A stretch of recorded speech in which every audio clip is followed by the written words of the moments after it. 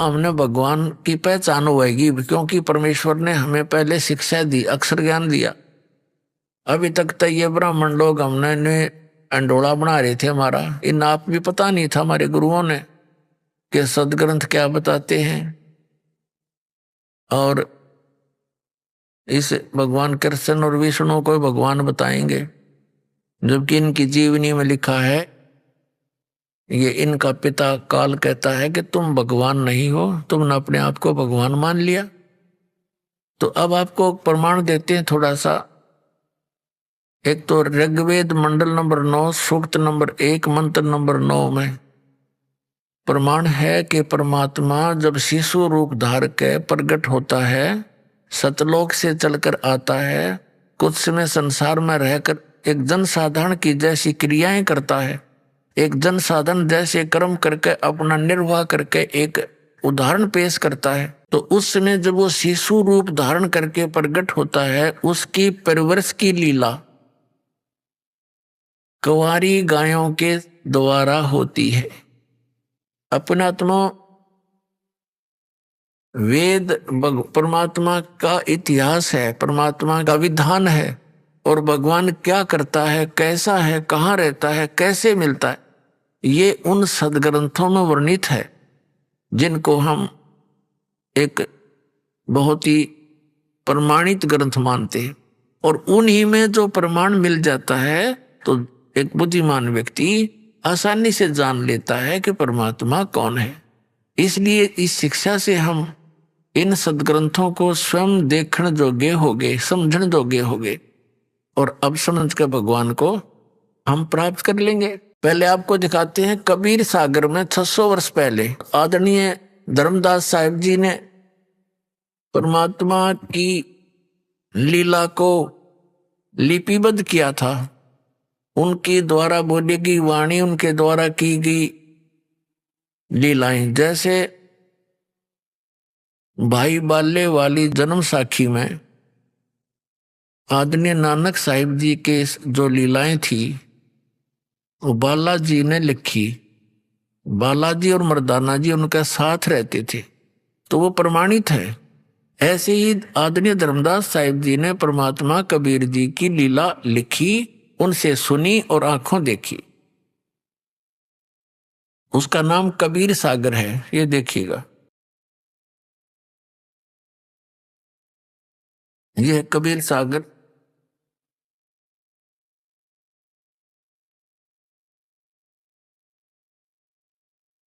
इसका कौन है संशोधक करता?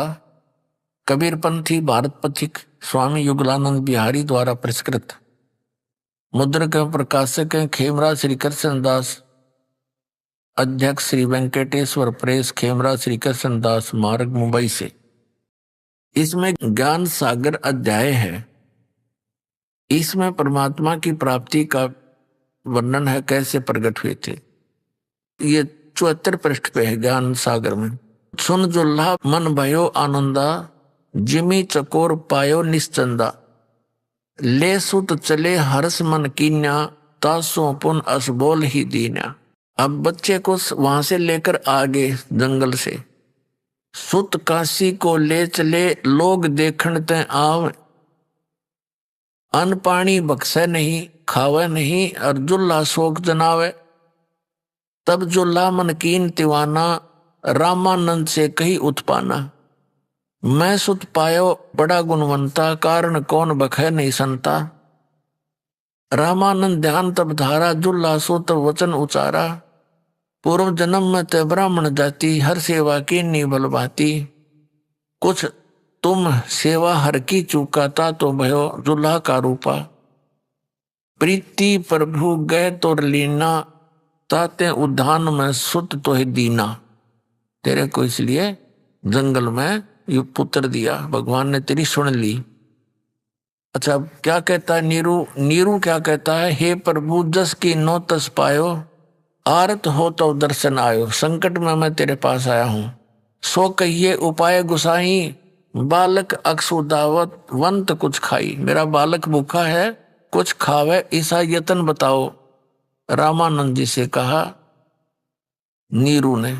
रामानंद अस युक्ति विचारा, तुम सुत कोई ज्ञानी अवतारा, बचिया जाही बैल नहीं लागा, सोले ठाड करते ही आगा। एक बचिया लिया जिसको बैल ने कभी टच ना करी हो, जाके संग बैल नहीं लागा। पहले क्लियर हो गया सब एक बात, यानी कंवारी गाय। देखो दूध चले ते थन ते, दूध ही दरो छिपाई, अक्षुदावंत जब होवे ताके देव खवाई। अब चल जुल्हा एक बछिया ले आया, चलो दूत कोई मर्म न पावा, चलो दूत जुल्हा हरसाना, राख छिपाई का हो नहीं जाना। अपना तुम ये जो कबीर सागर है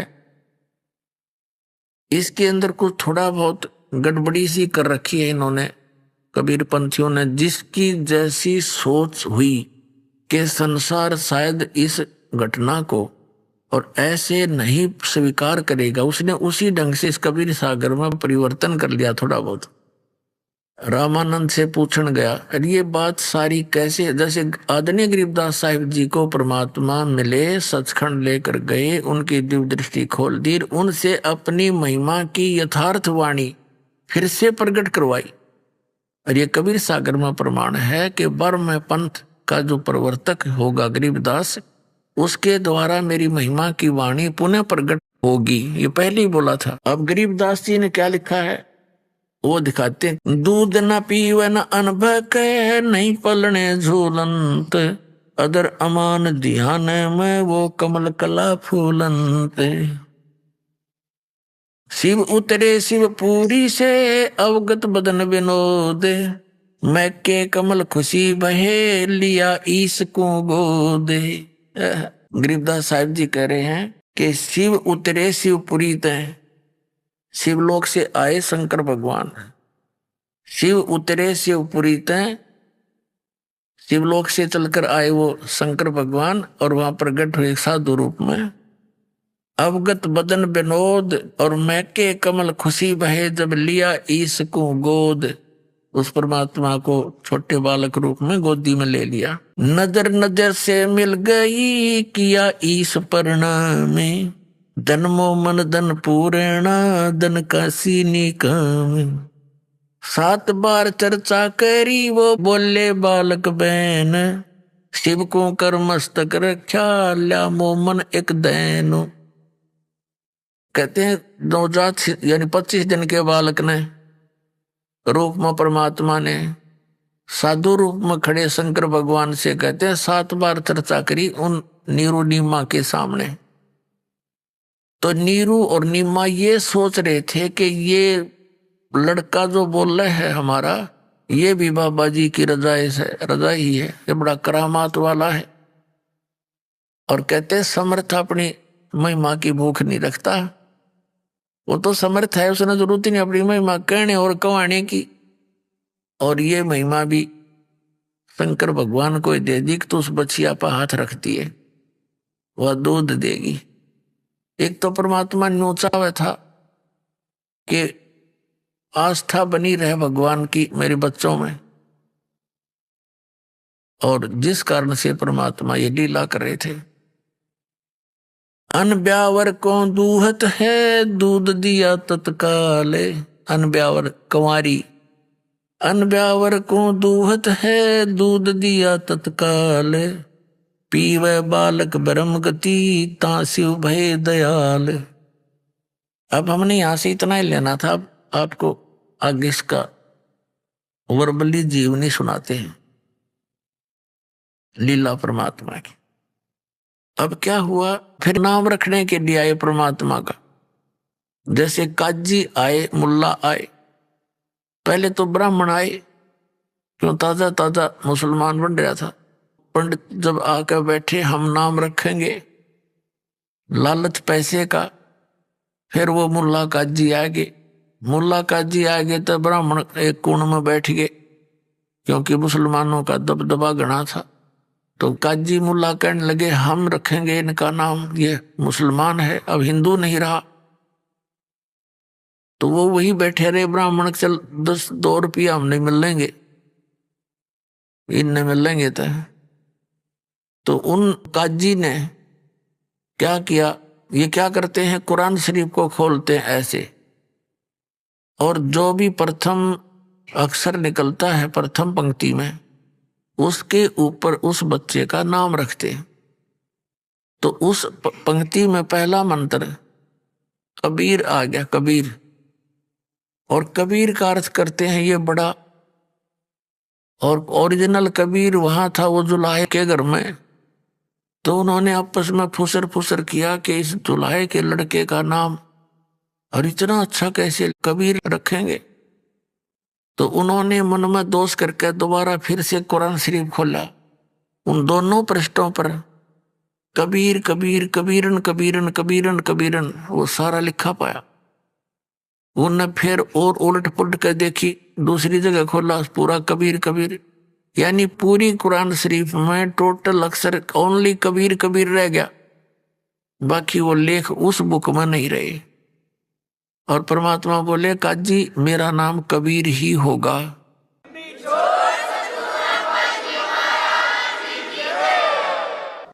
अब काजी तो चले गए वहीं पर, अगर इसने तुम्हारा धर्म बिगाड़ दिया, हमारी कुरान शरीफ में भी कोई जादू जंतर है, कोई सेवड़ा है, चले गए। परमात्मा का नाम कबीर पक गया।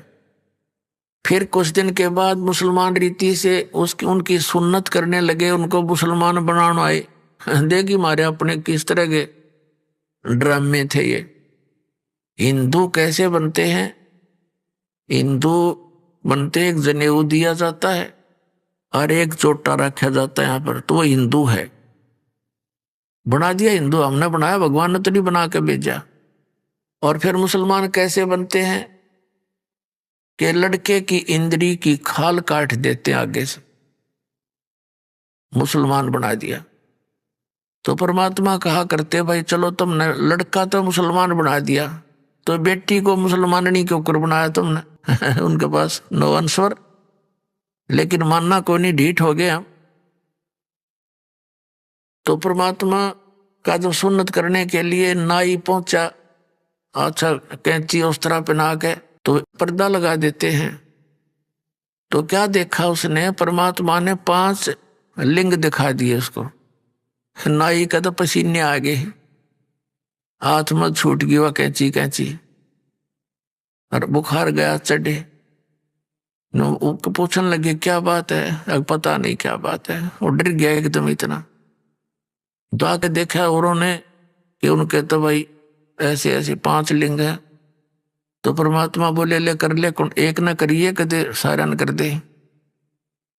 वो डर गया नाई, अगर सुन्नत एक की करोगे तुम, बाकी तो मेरा नो के नो, यानी मैं जो भी हिंदू मुसलमान जैसा बना रहूंगा। तो ये आवाज सुन के और उसको ये लीला देखकर नाई का तो बुखार हो गया, नहीं किया। और परमात्मा अपना सिंपल वे में जैसे बालक रूप में आ गई। इस प्रकार जब परमात्मा 5 वर्ष के हो गए, 5 वर्ष की आयु से ही वो बड़े बड़े विद्वानों के छक्के छुड़ा दिया करते थे, क्योंकि तो मालिक थे। और ये ब्राह्मण, ये नकली गुरु हमारे, ब्राह्मण कोई जाति से लिंक नहीं है पुण्यात्माओं। ब्राह्मण वही है जो गुरु पद पर विराजमान शिक्षक टीचर, ये हमारे आध्यात्मिक टीचर थे। लेकिन जो गुरु पद पर विराजमान है उन ब्राह्मणों के लिए, जैसे ऋषि हैं, महर्षि हैं, ये ब्राह्मण, एक जनसाधारण ब्राह्मण नहीं गिना जाता। उदाहरण के लिए मेरे पूज्य गुरुदेव जी इस परंपरागत ब्राह्मण जाति से थे, और मेरे दादा गुरु जी जाट जाति से थे, गांव छावला दिल्ली के। और मेरे गुरुदेव ब्राह्मण होते हुए कहा करते मैं ब्राह्मण नहीं भाई, मैं वो कर्म नहीं करता जो ब्राह्मण किया करते हैं। हम तो खेती करते थे, किसान थे, ब्राह्मण वर्ण में जन्म जरूर था मेरा। हम तो संत हैं। और मेरे दादा गुरुजी जो जाट जाति में थे और फिर काशी विद्यापीठ से पढ़कर 4 विषय के आचार्य बन गए थे, तो वो उनको पंडित चिदानंद जी कहा करते थे। गांव गोपालपुर, तहसील खुरखोदा, जिला सोनीपत के अंदर एक छोटा सा गांव गोपालपुर है। उसके अंदर हमारे दादा गुरुजी का आश्रम बना हुआ है। उस पर लिखा है पंडित चिदानंद आश्रम।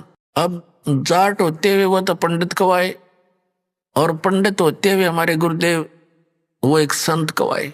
तो ये इस तरह जो महापुरुष होते हैं वो उसी लक्षणों को ग्रहण करते हैं जो हमारे होते हैं। तो वो ब्राह्मण होते हुए भी अपने आप को ब्राह्मण नहीं कहा करते, संत कहते थे, और एक जाट होते हुए वो पंडित जी को आगे। तो दास का उद्देश्य यही है कि उन ब्राह्मणों के ऊपर को उल्हाने दिए जा रहे हैं जिन्होंने हमारे साथ आज तक यो बेईमाना कर रखा था, सदग्रंथों को जानते नहीं थे और मैं ऋषि पाक रहे थे, हमारे पूर्वजों को सबको मिसगाइड किया, शास्त्र विधि त्याग का मनमाना आचरण करवा कर भूत बना दिए, भूत बने पाचा फिर उनके श्राद्ध खाने लगे, न तो रोजी रोटी का धंधा बना लिया, और ये विद्वान कहलाते थे। पुण्यात्माओं, इस आध्यात्मिक मार्ग को एक सही दिशा देने के लिए स्वयं परमेश्वर ही आते हैं। अब तो पुण्यात्माओं, आपने कबीर सागर में देखा परमात्मा ने कुंवारी गाय का दूध पिया। अब दिखाएंगे वेद में, जब वेद में भी यही लिखा कि भगवान ऐसी लीला करता है तो फिर परमात्मा पहचानने में 1 सेकंड लगेगी। Who is God? जिसने ये लीला करी हो वही गॉड। ये देखिए ऋग्वेद मंडल नंबर 9, और ये इन आर्य समाजियों द्वारा ही अनुवादित है। ये देखिएगा ऋग्वेद मंडल 9:10 है। ये कहां से प्रकाशित है? प्रकाशक है सार्वदेशिक आर्य प्रतिनिधि सभा, महर्षि दयानंद भवन, रामलीला मैदान, नई दिल्ली। ये इनके फैक्स और फोन नंबर है। कहां से मुद्रित है? Prince offset printers, 1510 Pataudi house, Daryaganj, नई दिल्ली से। अब ऋग्वेद मंडल नंबर 9 और सूक्त नंबर 1 का 9 नंबर दिखाने से पहले थोड़ा सा आपको और ये बनाना पड़ेगा। ये देखिएगा, ये 9वां मंडल है और ये प्रथम सूक्त है, और इसका प्रथम मंत्र यहां देखिए, इसमें लिखा है हे परमात्मन, यानी परमात्मा की महिमा है ये। फिर यहां देखिएगा दूसरे मंत्र में ऋग्वेद मंडल नंबर 9 सूक्त 1 मंत्र 2 में हे परमात्मन आप, मंत्र 3 में हे परमात्मन आप, मंत्र 4 में हे परमात्मन, मंत्र 5 में हे परमात्मन, और मंत्र 6 में हे परमात्मन। इन मंत्र 7 में इनका याद आ गया कि आगे तो परमात्मा को साकार बता रखा है, लिखा है, तो इनकी भाषा बदल गई आर्य समाज के इन आचार्यों की। इन्होंने बात को उलझाना शुरू कर दिया। पहले तो परमात्मा हे परमात्मा, परमात्मा की महिमा सुना रहे हैं, और वहां लिखना शुरू कर दिया उस पुरुष को कि कोई नू ना सोचेगा ये तो किसी व्यक्ति के बारे में बोल रखा होगा, भगवान के विषय में नहीं। जबकि अब आपको दिखाते हैं दानंद के द्वारा अनुवादित यजुर्वेद में पुरुष माने पूर्ण परमात्मा। ये देखिएगा यजुर्वेद, ये महर्षि दानंद द्वारा अनुवादित है। ये देखिएगा प्रकाशक है सार्वदेशिक आर्य प्रतिनिधि सभा 2/5, महर्षि दयानंद भवन, रामलीला मैदान, नई दिल्ली। महर्षि दयानंद सरस्वती द्वारा ये अनुवादित है, और मुद्रक है Prince offset printers, 1510 Pataudi house, Daryaganj, नई दिल्ली से। अब देखना ये यजुर्वेद के अंतिम मंत्र में, अंतिम मंत्र है, अंतिम अध्याय का 44वां अध्याय, और यजुर्वेद ये 44वां अध्याय, और ये मंत्र 17 में। इसमें ये पुरुष शब्द है, पुरुष मूल पाठ में पुरुष है। इसका अनुवाद किया महर्षि दयानंद ने। हे मनुष्यों, जिस ज्योत स्वरूपी रक्षक मुझ से अविनाशी यथार्थ कारण के आच्छादित मुख के तुल्य उत्तम अंग का प्रकाश किया जाता है, जो वह प्राण व सूर्य मंडल में पुरुष है माने पुरुष है, पूर्ण परमात्मा है, यानी पुरुष है माने पूर्ण परमात्मा। ठीक, हम फिर वापस आते हैं उसी ऋग्वेद में। अब ये फिर से ऋग्वेद उठा लिया दास ने, ये आपके समक्ष है। और अब हम इसका यहाँ तक आ गए थे, इसको पढ़ते हुए ऋग्वेद मंडल नंबर 9 सूक्त 1 मंत्र 6 तक तो इन्होंने परमात्मा परमात्मा लिख दिया। और 7वें मंत्र में इन्होंने लिखना शुरू कर दिया उस पुरुष को। देखो यहाँ लिखना था उस पूर्ण परमात्मा को। फिर 8 में भी इन्होंने उस पुरुष को लिखना शुरू कर दिया। हम इसको मानेंगे उस परमात्मा को, ठीक है। उग्र गतियां प्रेरणा करती हैं, यानी ऐसी स्थिति आ जाती है जब सब जगह हाहाकार मच जाता है, लोगों में बुराई घर कर जाती है, कोई भी जो है नेक व्यक्ति नहीं रहता है, हाहाकार मच जाती है, सबके अंदर एक माया जोड़ने की दौड़ बढ़ जाती है और धर्म से लोगों की आस्था उठने ही वाली होती है। ऐसी उग्र गतियां, ऐसी उग्र स्थिति जब उत्पन्न हो जाती है संसार में तो परमात्मा आते हैं। इसका अर्थ ये है, देखिएगा, उस पुरुष को, उस परमात्मा को उग्र गतियां प्रेरणा करती हैं और फिर और भासमान शरीर को, यानी तेजोमय शरीर को, सुंदर शरीर को वह पुरुष, वह परमात्मा प्राप्त होता है। पुरुष, पुरुष माने परमात्मा, ठीक है। आगे देखो, अब हम इसका शेष यहाँ अनुवाद है।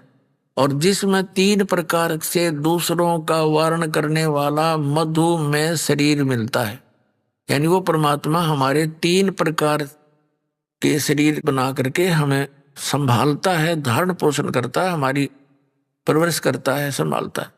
एक रूप में तो परमात्मा सतलोक में रहते हैं जिसमें करोड़ सूर्य मिला दे, करोड़ चंद्रमा, एक रोमकूप की इतनी रोशनी है, इससे भी ज्यादा। और दूसरी लीला करते हैं वो ऋषि स्वरूप धारण करके प्रत्येक युग में ऐसे ही लीला करते हैं।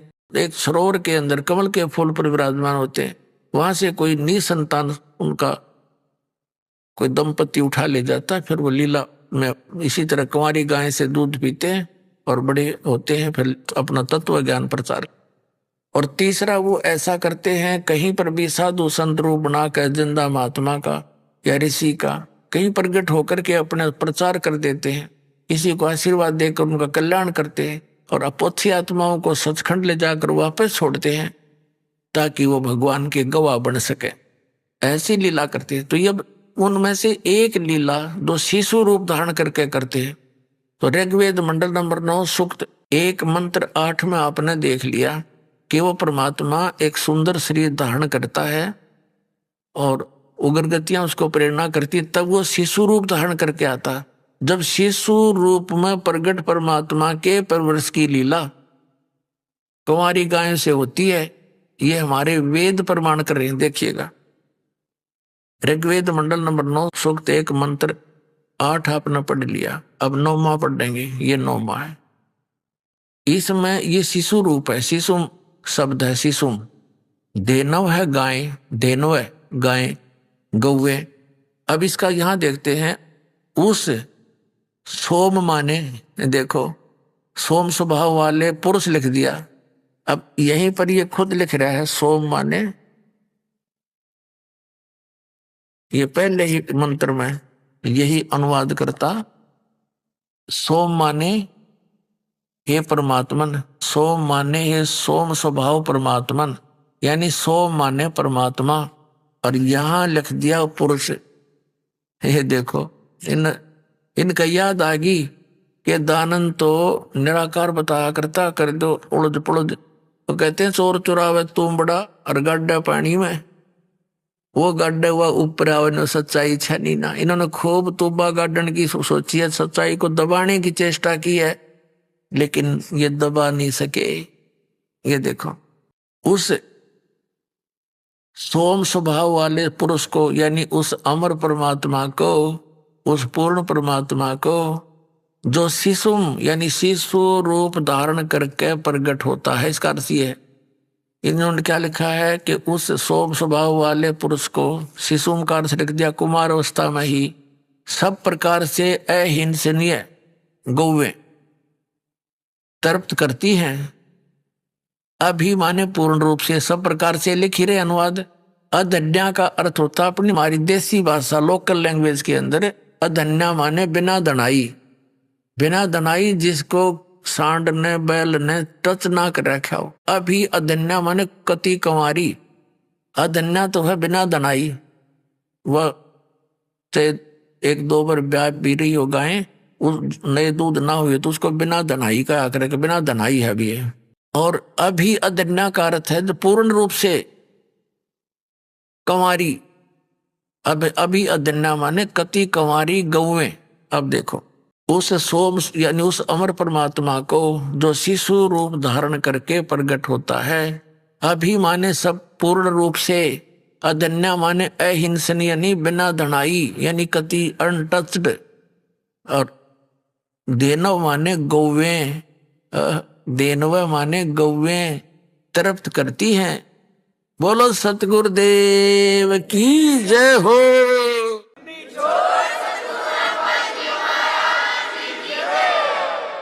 अब परमात्मा कहते हैं कि कह कबीर मिटाऊं सब रासा, कर मेरी पहचान, मन ने की कर ले दो दिन का मेहमान। कह कबीर तेरा मिटा दूं सारा रास्ता सारा झंझट, तो कर मेरी पहचान, मुझे पहचान ले मैं भगवान हूं। मैं रोवत हूं सृष्टि को, ये सृष्टि रोवे मोहे, गरीबदास इस वियोग को समझ न सकता कोई।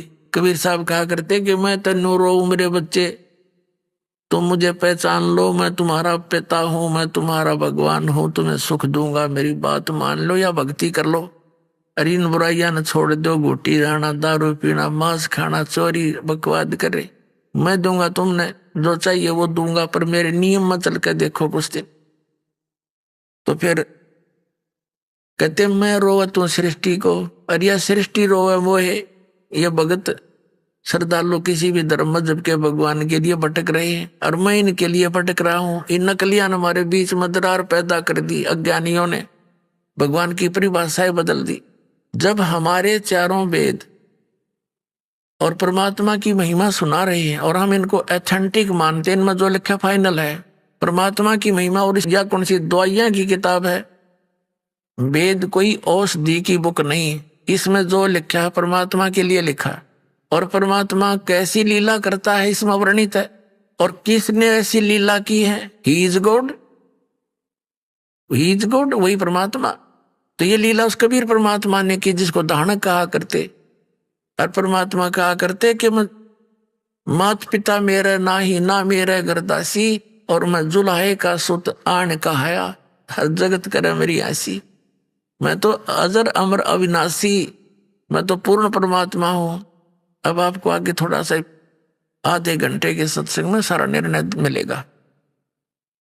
अब परमात्मा 5 वर्ष के हो गए, और इस आध्यात्मिक मार्ग को पूर्ण रूप से सुचारू वो परमात्मा ही करके जाते, नहीं तो काल ने तो आग लगवा रखी होती है, परमात्मा का सिर पैर नहीं छोड़ रखा होता।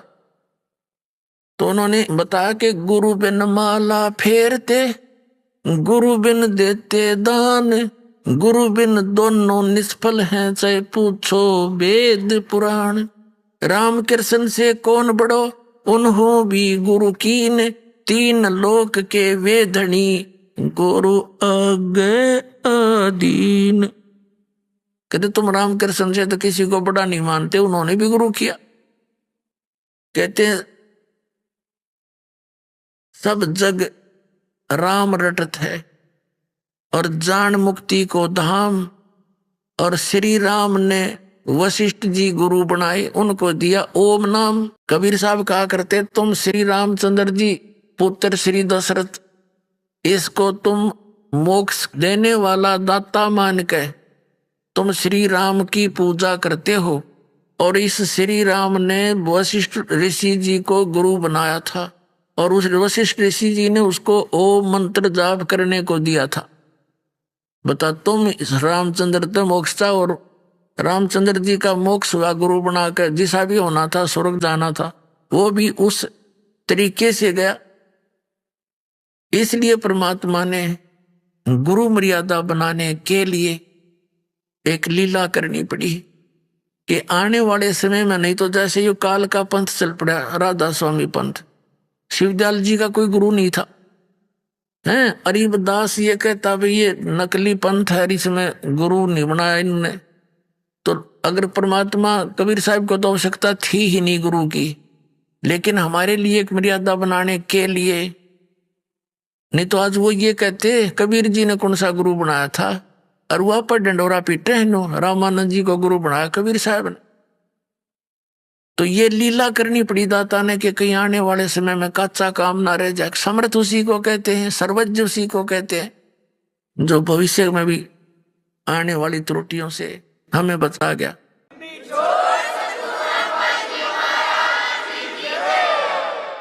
अपने आत्मा अब क्या किया मालिक ने कि लीला करी। जो 5 वर्ष के हो गए,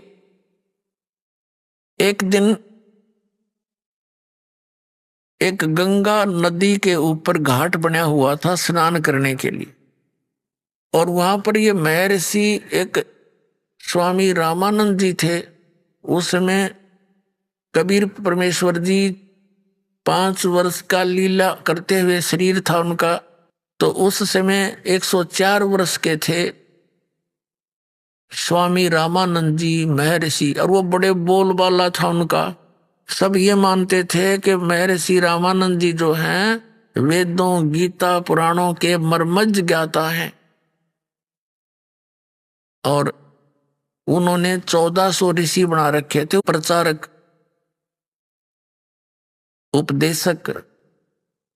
उनमें से एक अष्टानंद ऋषि था जो परमात्मा को आते हुए उसने देखा था सतलोक से, एक प्रकाश पुंजम रूप में, फिर बालक रूप दिखाई दिया था। वो भी उसी रामानंद ऋषि के शिष्य थे, और 1400 ऋषि बना रखे थे प्रचारक, जगह जगह जाकर प्रचार करते थे। इतने विद्वान, इतना बोलबाला स्वामी रामानंद जी का था। रामानंद जी सुबह सुबह स्नान करने के लिए उस गंगा घाट पर जाते थे ब्रह्म मुहूर्त में।